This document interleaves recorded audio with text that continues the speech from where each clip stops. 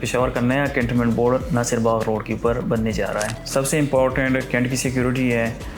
पानी, बिजली, गैस ये कैंट के होंगे।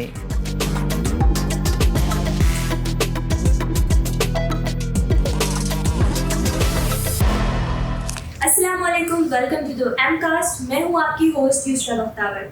आज हम बात करेंगे कैंटोनमेंट बोर्ड पेशावर की न्यू जुरिस्डिक्शन और उसका कस्टम मेमार के रेजिडेंट्स पर क्या इफेक्ट है। मेरे साथ मौजूद हैं मेमार ग्रुप के सीईओ फैज मंगश, जो कि हमें बताएंगे कि ये रेजिडेंट्स और प्रॉपर्टी ओनर्स के लिए कितना इम्पोर्टेंट है। So let's get started. अस्सलाम वालेकुम सर, वेलकम टू द एमकास्ट। वालेकुम अस्सलाम। सर, आपसे सबसे पहले ये सवाल होगा कि कैंटोनमेंट बोर्ड पेशावर की सोशल मीडिया पर बहुत सी वीडियोस वायरल हो रही हैं रिगार्डिंग द न्यू जुरिस्डिक्शन और नासिर बाग रोड, इसके बारे में कितनी सच्चाई है?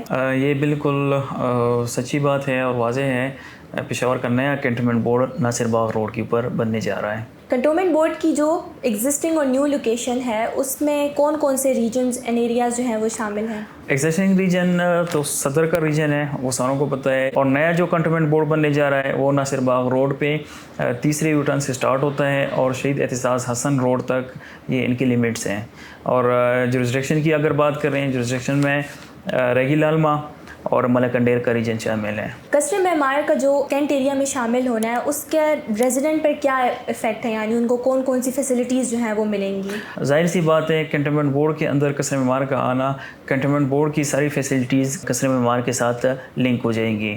तो जितनी फैसिलिटीज़ एक कैंट रेजिडेंट्स को अवेलेबल होती है वो कस्टम मेमार के कस्टमर्स को भी अवेलेबल होंगी। और कुछ हाईलाइट कर दें कि जो कैंट रेजिडेंट्स ऑलरेडी वहाँ पे रह रहे हैं उनको और कौन सी एडिशनल फैसिलिटीज़ जो हैं वो मिलेंगी? सबसे इम्पोर्टेंट कैंट की सिक्योरिटी है। पानी, बिजली, गैस ये कैंट के होंगे। और इसके अलावा कैंटनमेंट बोर्ड का एक पोर्टल होता है अपने रेजिडेंट्स के लिए, वो भी अवेलेबल होगा। एजुकेशन और हेल्थ केयर जैसी फैसिलिटीज़ भी हमारे कस्टमर्स को अवेलेबल होंगी। कस्टम मेमार जो है वो कैंट एरिया में शामिल हो रहा है, तो उसकी जो यूटिलिटीज़ एंड सिक्योरिटी है अब वो कैंट एरिया ही जो है वो एग्जैक्टली इवन यहाँ तक कि बर्थ सर्टिफिकेट से लेकर डेथ सर्टिफिकेट तक भी कैंटनमेंट बोर्ड मैनेज करेगा। सही। कस्टम मेमार के रेजिडेंट्स को एक जगह दूसरी जगह जाने की ज़रूरत ही नहीं पड़ेगी। प्रॉपर्टी ओनर्स और जो कमर्शियल ओनर्स हैं उनको कैंटोनमेंट बोर्ड का हिस्सा बनने में क्या फ़ायदा मिलेगा? इनकी प्रॉपर्टी की सारी डॉक्यूमेंटेशन कैंटनमेंट बोर्ड के अंडर ही होंगी।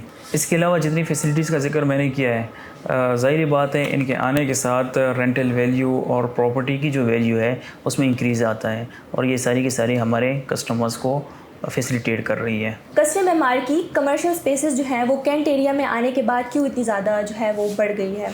और जाहिर सी बात है, जब एक एरिया डेवलप होता है और जब कैंट डेवलप होता है उसके अंदर कमर्शियल एक्टिविटी भी बूस्ट होती है। और जब कमर्शियल एक्टिविटी बूस्ट होती है, बिज़नेस जनरेट होते हैं और उसके लिए आपको कमर्शियल स्पेस की ज़रूरत होती है।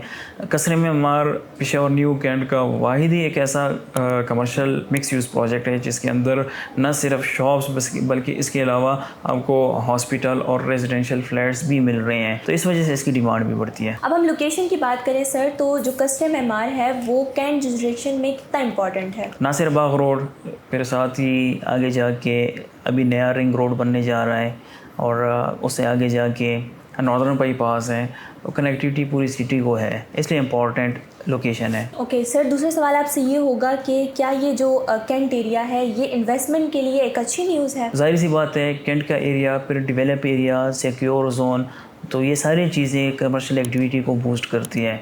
इससे ना सिर्फ आपका बिज़नेस बूस्ट होता है बल्कि आपकी कमर्शियल स्पेस की वैल्यू और उसकी रेंटल वैल्यू इसको भी इंक्रीज़ करती है। सही।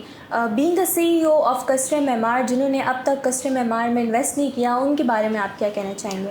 जाहिर सी बात है वो अपॉर्चुनिटी मिस कर रहे हैं, क्योंकि कस्टम मेमार की परफेक्ट लोकेशन, डिज़ाइन, इस सारे फैसिलिटीज़ की वजह से कस्टम मेमार की अहमियत बढ़ जाती है और आपकी इन्वेंट्री वैल्यूएबल बन जाती है। Okay sir, last but not least, custom Maymar का कैंट एरिया में आना रेजिडेंट की लाइफस्टाइल को कैसे अपग्रेड करेगा? एनवायरनमेंट बहुत इंपॉर्टेंट है।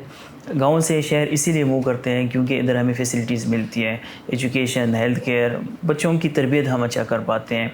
और फिर कैंट की फैसिलिटीज़ चूँकि परफेक्शन पे है, क्राइम रेट कम है, बच्चों की एजुकेशन, तरबियत, कैंट चूँकि टाइम के साथ अपग्रेड होता रहता है, लिहाजा आपकी जनरेशन भी उसी तरीके से अपग्रेड होती है। Thank you so much for your time sir, thank you so much for listening. अगर आपका कोई भी क्वेश्चन है रिलेटेड टू आज की डिस्कशन तो कमेंट सेक्शन में ज़रूर बताइएगा। अपना बहुत ख्याल रखिए। खुदा हाफिज़।